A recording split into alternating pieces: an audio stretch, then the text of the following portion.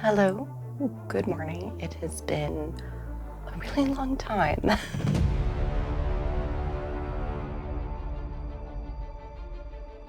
So if you are new here, my name is Sheena Peril, and this is Spooky Stitches, a knitting and crochet podcast. Today is a podcast day on this channel. We talk about creating things, whether it is with yarn, fabric, or words. Today we're going to talk a little bit about all three, but it's mostly going to be creating with yarn and fabric. So I'm a little bit out of practice. We are attempting the lapel mic again, so hopefully my audio quality will be pretty decent and I will try not to bump it too much. I have my notes here, but I'm very rusty. I have not sat down to record a podcast since October, November. We're now on the last day of January. It's been a lot. If you've been on my social media, if you've been on this channel at all, then you know that the last few months of 2024 really sucked. They were really bad for me. I had health problems. I had employment problems. We're still having financial problems. My cat died. It's been a lot. I'm trying to put that behind me, start fresh for the new year. So far, things are mostly okay. I did have my phone get stolen the first week of the year. But so far, we're doing good. I was able to get that sorted out. I'm trying to file a claim with my insurance, my renter's insurance, because our devices are covered, and see if I can get reimbursed for what I spent on all of that. But anyway, we are moving forward with 2024, and we're going to do our best with what we've got, because January has been a lot. Not on a personal level, but on an international, global level, it's been a lot. You might notice the guillotine earrings. I'm also in my Madame Defarge Bitter Knitters Knitting Club t-shirt, because that is the energy we are bringing into 2025. The shirt came from Etsy. The earrings, I don't know where my wife found them. I don't remember the name of the maker, but you can find tons of these on Etsy. These are a very lightweight wood. They actually are not very heavy at all. I can wear these all day at work, but there's a lot in other materials as well if you don't want the wood. We're going to bash 2025 into submission. That is the plan right now. And let's just talk about some knitting and some FOs, which unfortunately I don't have a ton to show you because they have all gone to new homes. I didn't do a ton of holiday knitting just because I was so wrung out by the time we got to the holidays. I didn't have anything left. I did knit a pair of socks for my father-in-law and for my mother-in-law. Those have obviously gone to their new homes. They were just vanilla socks. One of them was in Knit Picks Hawthorne, which is a decent sock yarn. I just can't use it for myself because I have very sensitive skin, and Hawthorne's a little bit scratchier of a wool, but it's still, in theory, washable. I've washed it before. It doesn't do that great, but it's fine if you hand wash it. The other pair I knit just like slipper socks for my mother-in-law, which was in Vanna's Choice Glamour, and it was a silvery color. It's called Platinum. I have the yarn band on my bulletin board right behind the camera. So I knitted out of those. So they're not like all day socks, but she wears hand knit socks to sleep. She really liked the last pair I made her, which actually I have right here. The floof off of them. So this is what they look like originally. And she and her husband have two, not Labradoodles, the Golden Retriever mix that I'm blanking on the word of. Golden Doodles, that's what they are. They got them both as puppies. They're like a couple years apart, but they're half sisters. And one of them, when she was a puppy, kind of destroyed the cuff of one of the socks. And I don't have any more of this yarn. I think this might be Malabrigo, but I don't have any more of it in my stash. So I picked the closest thing that I had in terms of thickness and texture, which happened to be some Knit Pick Stroll. I think this is hand paint, and I believe the colorway is called Chocolate Cherry. So aesthetically, it's not a good match, but texture-wise, it is. And because she just wears these to bed, I wasn't super concerned about the color match.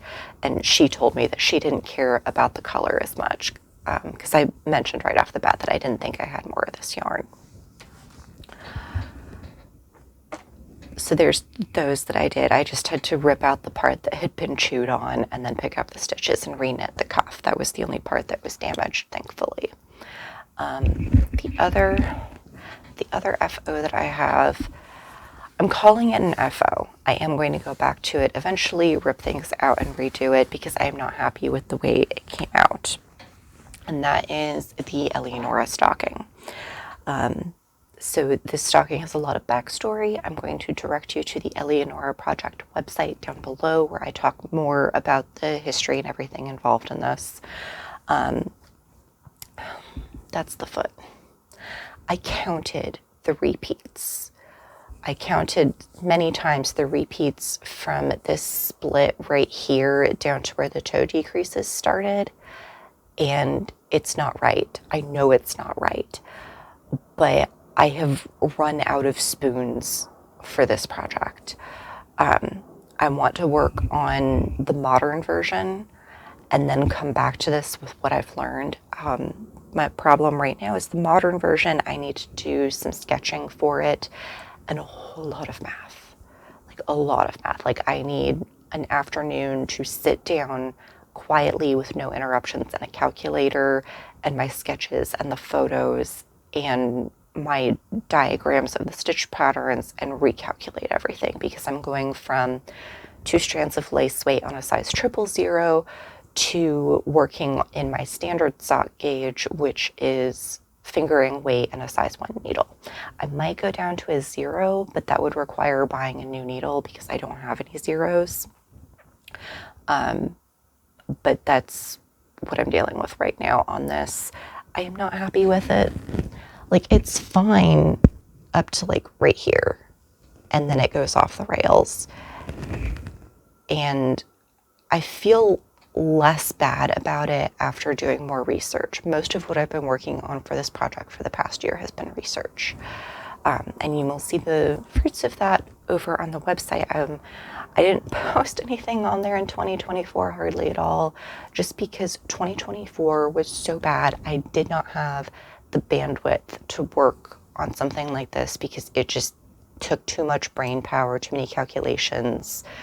So I didn't post over there, but I've been doing a lot of historical research for the last 3-4 months since October, and I have blog posts scheduled from, I think last week or the week before was the first one, and it's going through mid-February so far, and I've got at least 3 or 4 more blog posts that I need to write for that.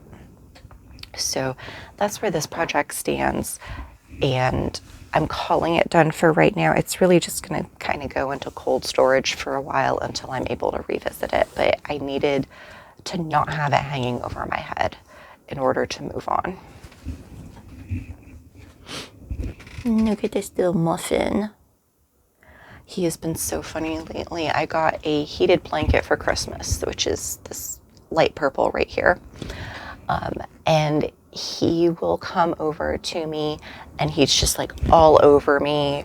And that's my cue that he needs the blanket turned on because it is his blanket and he gets cold. He has alopecia, so his back end is pretty much naked, but he gets cold. So he asks me to turn on the blanket for him.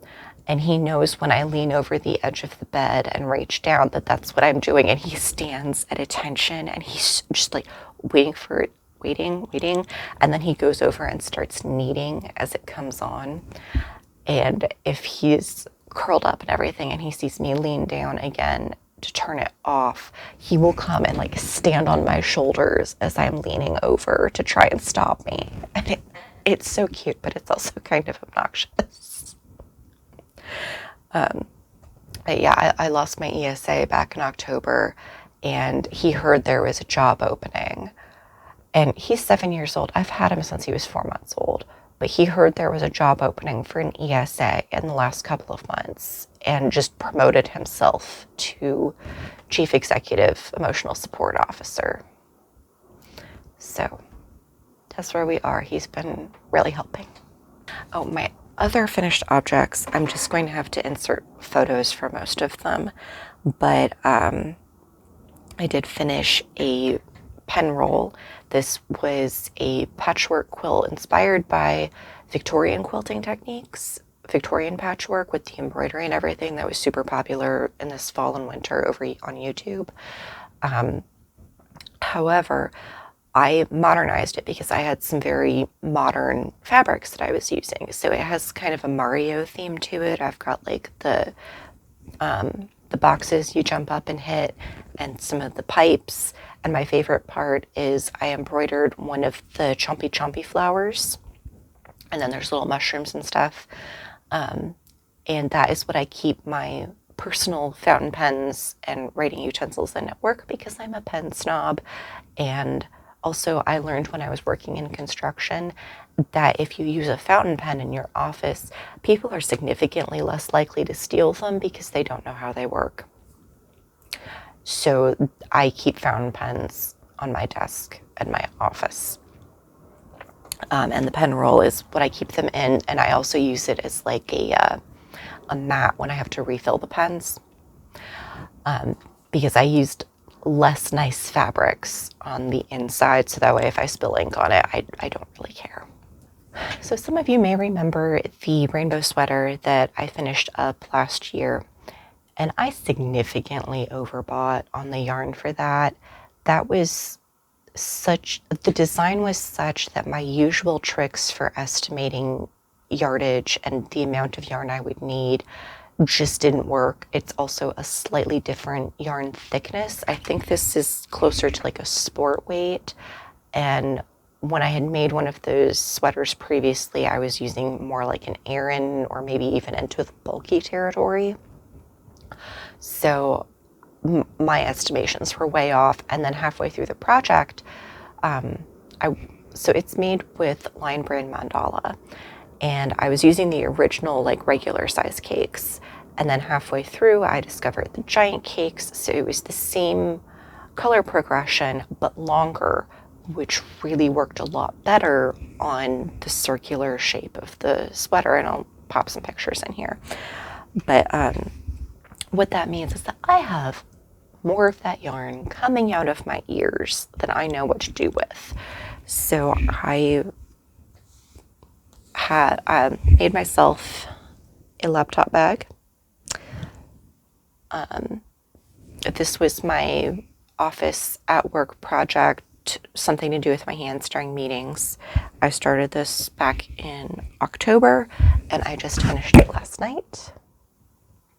And I realized I just hit my mic, so I'm sorry about that. So it has, I have made crocheted bags before. I have not made Tunisian crocheted bags. This is all Tunisian simple stitch. But I know the strap is going to stretch out. So I have not finished the end right here. That way, if I need to trim it later, I can. I actually just took the tail and then crocheted down the edge, so I can't really rip it out. That was a failure on my part. I should have thought of that. But if I need to cut it, I can just then tuck in the ends and sew it and it'll be fine. So I used a buckle here so that way I can adjust the strap length as it stretches. And then for the closure, I really wanted to use those magnetic snaps. However, because this is a laptop bag, I don't want to put magnets on it. I am technologically challenged anyway. I knock out cell signals by walking into a room, so I am not about to add magnets into it and potentially mess up the hard drive of my work laptop. That's not going to happen. The other issue with it is the way this bag is made, the fabric is not, it's only a single layer. So I don't want the backs of the snaps to scratch anything. And yeah, I could sew some fabric backing on there and it would be fine. I've done that before on other bags. However, I didn't want to do it on this one. So I used a different type of buckle. These are just like the slidey type of buckle instead of the ones that have a little tongue on them. So this way, if the bag is super full, I can make it longer. If it's just the laptop in there, I can make it shorter. But I really love it. I think it came out really well. This is only my second ever Tunisian crochet project. And then I did do like a hem here and then also on the flap just to help it lay flat because Tunisian crochet does curl pretty badly. And one of the reasons why I chose this specific closure was to help keep that flap from curling when I'm using it. So I did not use a pattern for this. It's just a big old rectangle of Tunisian crochet, and then I folded it the way I wanted to, picked up on the sides, went up, and then I increased. Once I got here, I doubled the stitch count, went up a little bit further, and then folded that additional section in half. So this part is 2 layers. This part is a single layer that's then sewn to create the side panel. And then I did the exact same thing over here, except I increased a little bit going up. So by the time I get up to here, I've got a much thicker, wider strap that is going to be more comfortable on my shoulder when I have something heavy like a laptop in it. So yeah, that is my most recent finished object. It has not even been completed for 12 hours yet.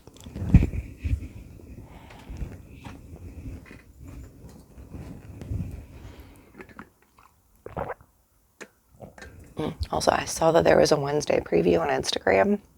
I have not gotten a chance to watch it yet. I saved it to come back to it later, but I didn't have my headphones at the time, so I'm gonna watch that later.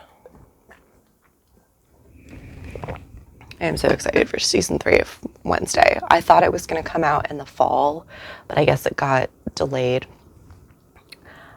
Either way, we're getting it. That's the important thing. Okay, so the stuff that I am currently working on. I'm still working on blanket squares for the scrap blanket for my mother-in-law. I'm going to start doing the join as you go part on that today, but I need to watch a video on how to do it first. But my main project that I've been working on,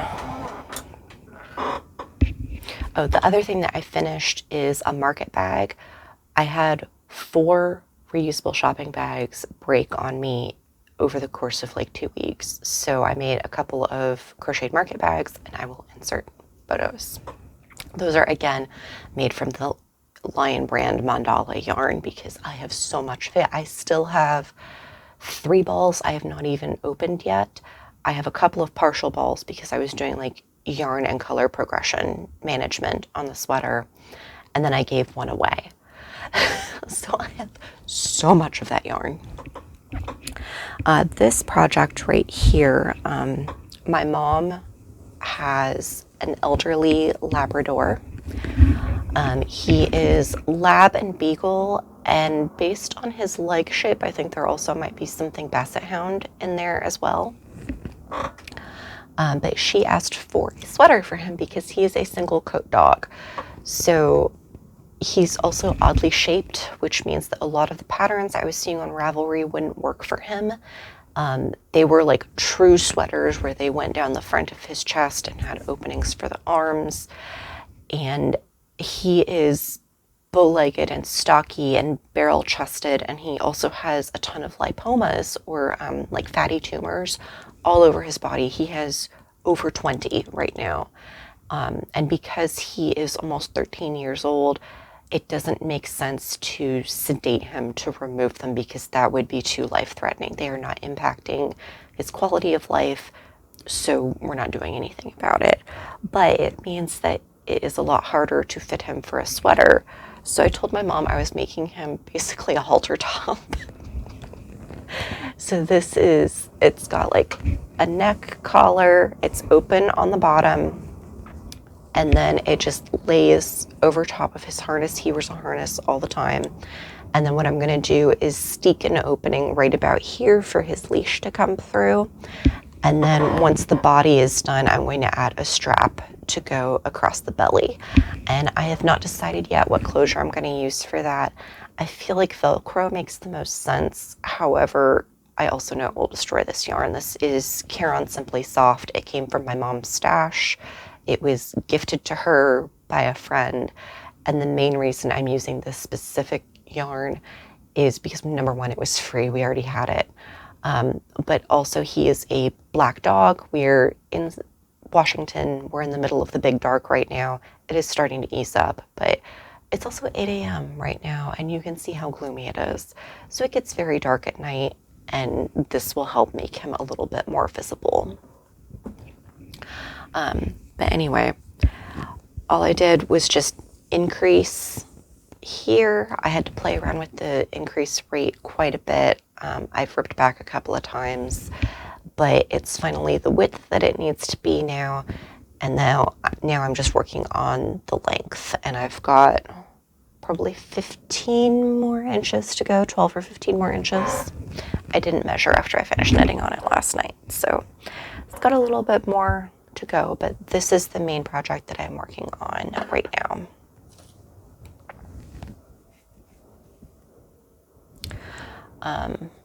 The other project, I haven't worked on this one in a couple of days, honestly, but I still had a ton of scraps left after that pen roll, so I was thinking, I'm like, you know what I need is some archery equipment, and you know what I also need? A bow bag, and I need an arm guard, and I need a better like pouch carrying case for the accessories.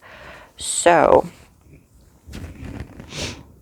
I started some more patchwork panels, and all I'm doing is using some of my larger leftovers for the backing. I don't make a lot of small sewing projects, so I end up with pieces like this, and then I end up with odd little offcuts from cutting out fashion fabric. So these are two of the panels, and then I've got, this is an old pillowcase, and it had holes in it. So what I did is I just cut along all the seam lines. It is exactly the right size to make a bow bag, and which, if you're not an archer, it's literally exactly what it sounds like. It is a slip cover that I put my bow in when it's not in use, which helps keep it from getting banged up and protects it when it's in transit. And because this is going to be a total of 3 layers of fabric, because I have the fashion fabric, I have the backing, which is actually going to be the insert, and then I have the lining, it's going to be nice and thick and help protect it more. And I've started doing some of the embroidery on here. I do archery through our local SCA group, so I'm actually going to also embroider on this some of the symbols for our barony. Our mascot is a golden hamster with bat wings. His name is Bubba. So I want to embroider Bubba on here somewhere. And then there's also going to be one of these little blocks that says "in service to Bubba," because that is the main sign off that people do in the group. So I still need a few more of these, obviously, but I was really lucky because the big one that I have here is exactly the same width as the lining. So it's going to make it really easy to attach everything. Okay, so my last work in progress right now is another blanket, And this one is also a leftover scrap blanket. This one is using my worsted to Aran leftovers. So the inspiration for this comes from the backdrop of Minj Walden.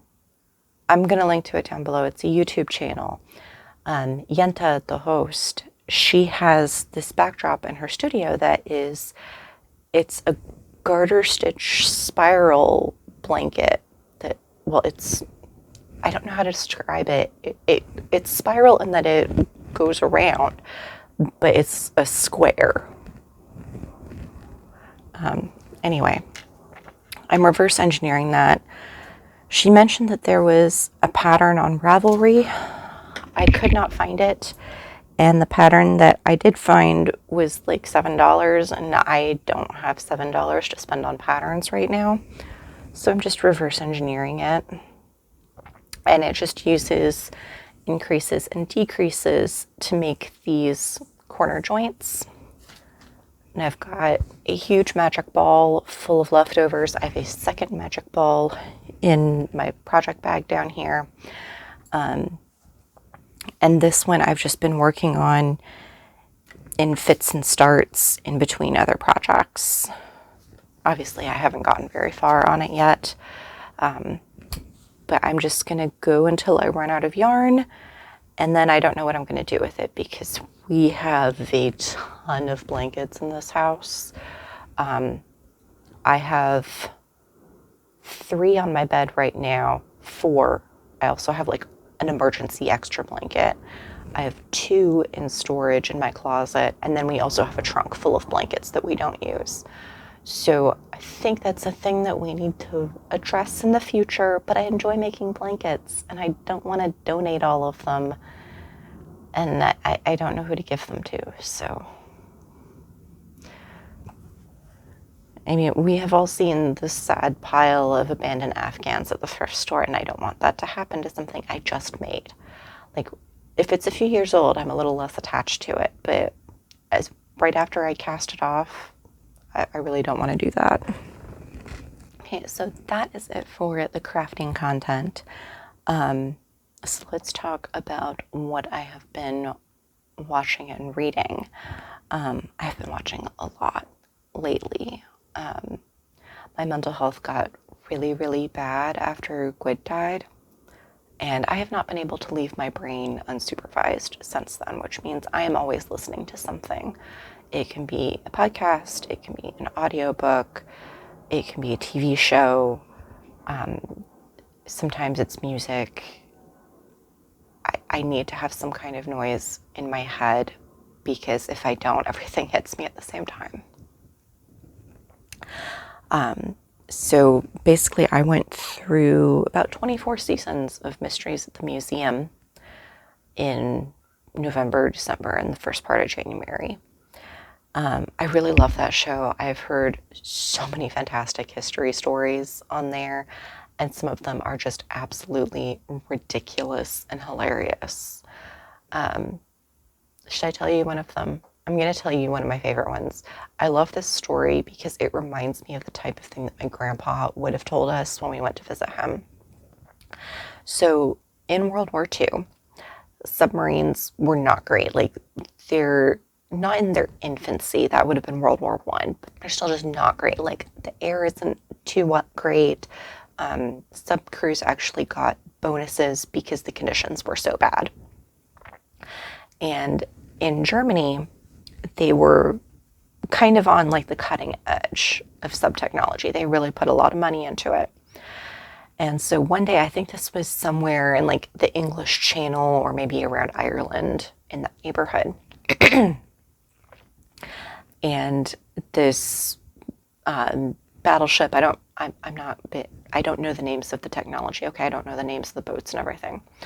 So this Allied boat comes across this German sub that is actively sinking.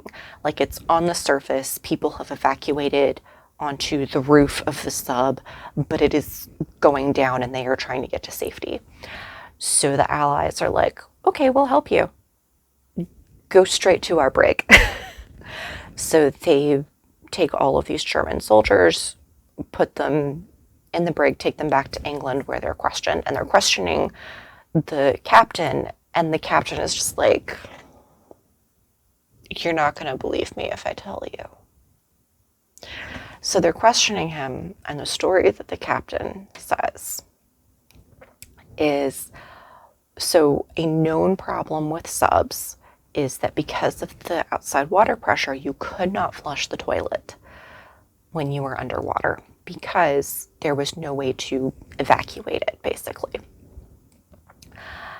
And they had a brand new sub, and it had a brand new plumbing system. Like, it had air conditioning, it was top of the line, it had a better air system, but it also had an ability to flush toilets when they were underwater.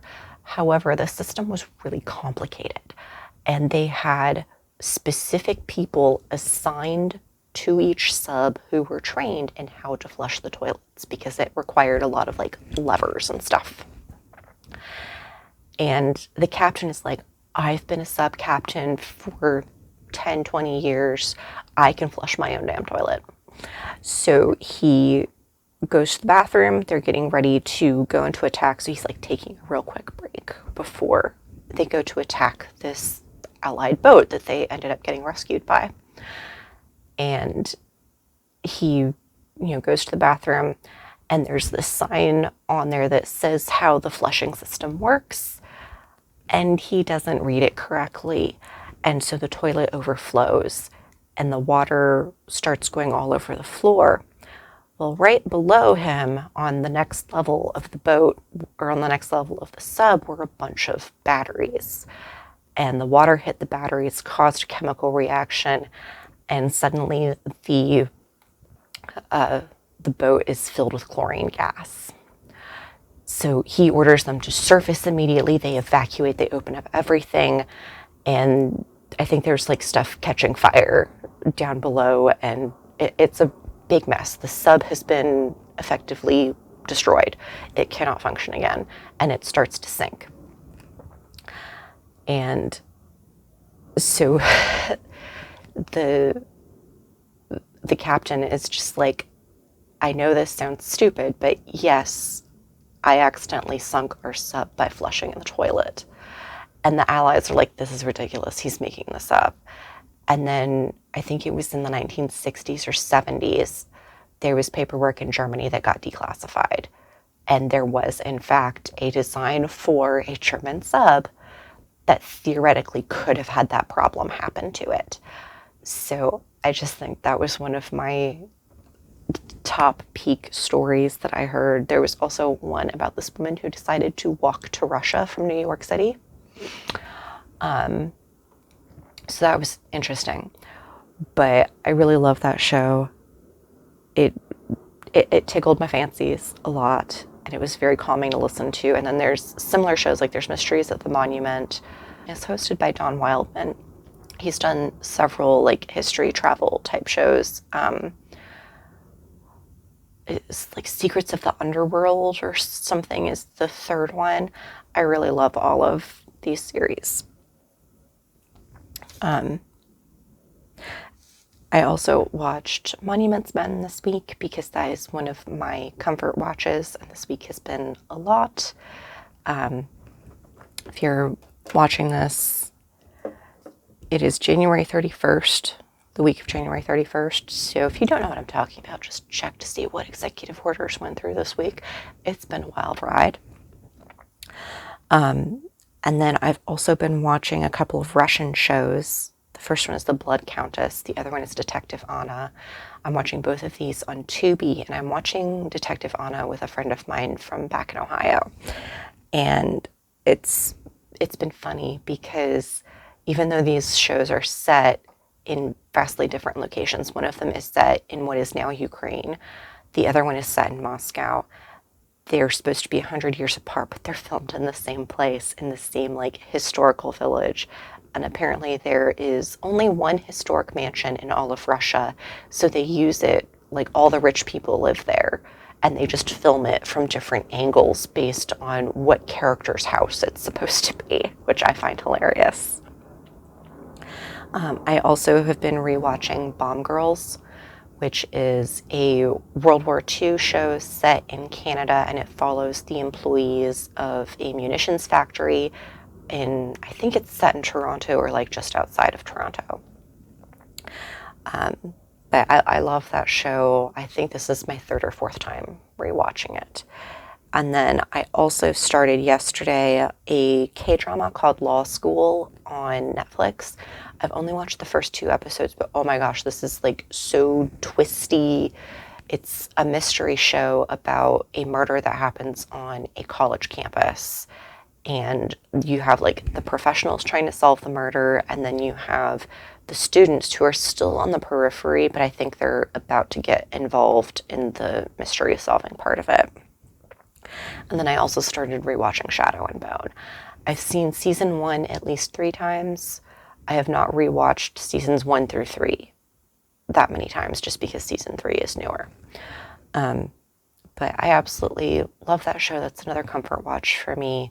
I'm also currently reading Ruin and Rising, which is the 3rd book in the series. I love reading it, but I've had so much trouble reading because of my mental health the last 2 years that it's just taken me a really long time to get to that book. But I started it this week, and so far I'm really enjoying it. Other books that I've been reading, I finally finished Widow of Rose House, which reminded me so much of Off the Rails. That would have been a fantastic comp title if I had known this book existed when I was writing Off the Rails. So if you're a fan of one or the other, go read the other one. But that one is about this scandal-ridden widow in, I think it's the 1880s, it might be the 1870s, who buys this house with the intention of like decorating it and writing a book and rebuilding her life after the death of her awful husband. But things go awry when they find out that the house is haunted. She doesn't believe in ghosts, but she ends up hiring this inventor scientist who is bonkers, and I love him, to hunt down the ghost and find a way of getting rid of it so that her work crew will come back. But it's a very sweet romance. If you like the spicy, it does have a big spicy section in the middle. It's a very healthy relationship. I skipped over the spicy bits because I'm Arrow Ace, and that doesn't do anything for me. And I just get really bored reading those sections. So I skipped that part, but I read the rest, and it was really great. I'm also in the process of reading Tyranny of Petticoats, which is a collection of YA short stories. And it's all about teenage girls breaking out of gender roles in like the 1800s. I think some of the stories might go back further, but the ones I've seen so far are mostly 1800s. I'm really loving that one, but some of the stories are pretty tragic. So if you are not in the mood for tragedy, I'm going to say skip the first 2 stories and come back to them later, because while they are good, they don't have happy endings. Just going to put that out there. I'm also in the middle of Bridge of Souls right now by V.E. Schwab. This is the 3rd book in her Cassidy Blake series. And again, it's one where I've read the first 2 books so long ago, and it just took me forever to get to this one because I was in a massive reading slump. I've been reading a ton of research books lately, which has helped. The other thing that helped me get back into reading was early last year. I got so sick of not reading that I went back to basics. I went back to the books that made me love to read in the first place, which is American Girl. And I reread a whole bunch of the original American Girl books, and then I also read some of the newer ones. And I have a newfound respect for one of the authors whose names I cannot remember. I will put it on the screen once I Google her again. But it's the author who wrote the Addie books and the Josefina books. And she did so well. Like, seeing these books with an adult perspective has changed my opinion on a lot of the characters. And There's some that are still very special to me, like Kirsten, because I related to her so hard growing up. And then there's others that just, they didn't do anything for me. Like Addie and Josefina were not my characters when I was a kid because I could not relate to their stories. I thought that they were interesting, but I didn't relate to them. And now going back as an adult, having had my world expanded, I'm seeing a lot more of the nuance in those stories, and I have so much more respect for this author. I think that she did a fabulous job. Her research was top-notch and probably the best research out of all of the American Girl books. I also mentioned that I am rereading and re-listening to The Monuments Men on audio because it is a safe space for me. It involves saving artwork and punching Nazis, so you really can't get any better than that. There's also a second book called Saving Italy, which I'm also wanting to listen to when I'm done with The Monuments Men. Okay, so for our last segment, it is writing and books, what I'm working on right now in terms of the typey. I am going to have a longer video discussing some of the questions I'm asking myself as an author right now. But that's a sit-down video that's going to take a little while, so I need to come back to it. But currently, I am bopping back and forth between a couple different projects. The two main ones are the second book in the Cozy Mystery series that I've been working on, and the Gothic Ladies Literary Society. I am working on a video about the process of what I'm doing for Gothic Ladies that will be out later. I just have not had a lot of time or brain space to work on it, and I'm also kind of stuck. I need to re-outline one of the timelines for that story because it's got a past timeline and a present timeline. The present timeline is fine. The past timeline really needs reworking, and then once that happens, it's going to impact some stuff on the present timeline. Anyway, I'm having trouble figuring out where the past timeline is going. Initially, it went into like a side quest mode. However, that side quest no longer works. And I don't know what the alternative is going to be. It's coming out darker than I thought it was going to be. I mean, it's kind of a dark book to begin with. It's one of the more horror-leaning books that I've written. But I was trying to keep it so that the present timeline was the dark one, and then the past one was maybe a little bit more lighthearted, side questy. However, that's not working. So I'm probably going to have to just lean into it, go full horror, and I don't know where that is leading this particular timeline. I haven't figured it out, so I need to sit down and do some more research, but I'm in the middle of a ton of other research projects right now, so it's been shoved to the back burner because I currently have 4 library books from our campus library out right now. I've got 4 from the public library, and that is after I returned 6. So I have some books I need to work through before I can take out more.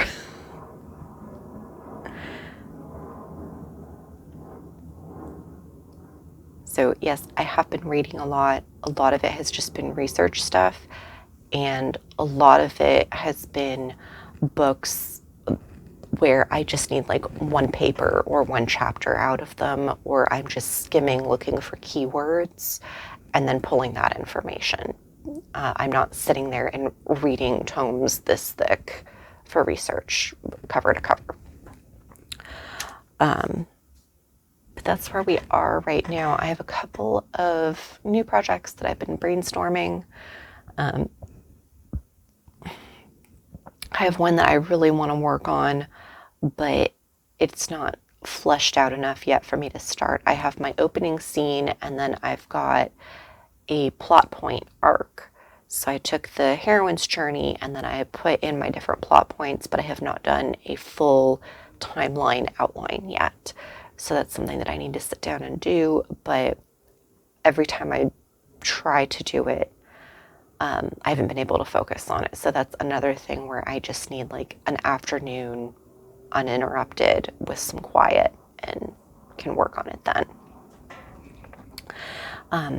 So yeah, that is where we are at right now. Thank you for sticking around. I know this one was a lot longer than usual. I am still sticking with the as I have the time and inclination posting schedule, because I can no longer do every week or every 2 weeks. I just don't have time for it with my day job. So I am putting in what I can when I can. If you would like to support my work, help us keep a roof over our head, I will put all of my links down below for Amazon, Ko-Fi, all of my social links. I'm no longer really posting on Twitter. Like, I have a social media schedule that will post multiple places, and one of them is Twitter, but I'm not actively monitoring that account. I'm thinking about deleting it, but that's a lot of time that went into that, and I don't think I'm there yet. So I'm trying to post mostly on Blue Sky. I'm also posting to Instagram a little bit, but I'm not real happy with Meta right now because everything's on fire and everyone in power sucks. So I've been posting a little bit on Instagram, which automatically posts to Threads. I do not monitor Threads because Threads is a cesspit right now. And yeah, that's where we're at. If you want to keep in contact with me and stay updated on everything, the best place to do that is my website, KnotMagickKnitter.com. Or you can sign up for my mailing list, which is linked down below, and then you'll get a monthly rundown sent to your inbox that includes any videos I've posted, any new items in the shop, as well as links to new blog posts. So the options are available for you. And I hope that until the next video, you stay safe and stay healthy, and that you have something cute and fluffy to cuddle with, like this little muffin here. I'll see you next time. Ciao.